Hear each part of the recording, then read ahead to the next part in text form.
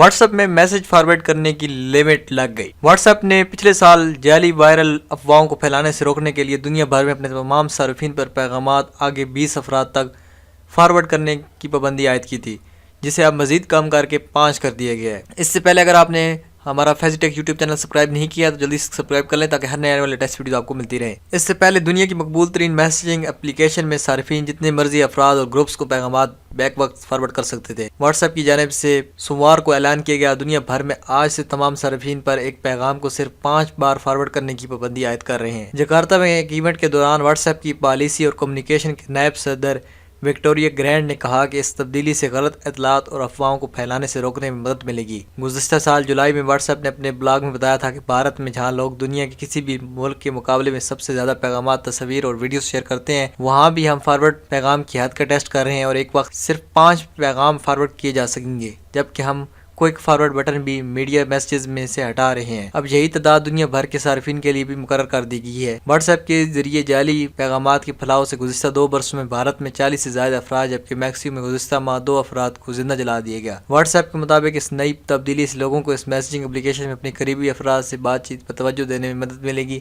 Forward پیغامات کی حد کا اطلاق ہر چیٹ بشمول گروپس پر بھی ہوگا۔ خیال ہے کہ ایک واٹس ایپ گروپ میں 256 افراد ہوتے ہیں۔ اس نئی پابندی کے بعد ایک شخص زیادہ سے زیادہ 1280 افراد پر مشتمل 5 گروپس کو ہی اپنے پیغام بھیج سکتا ہے۔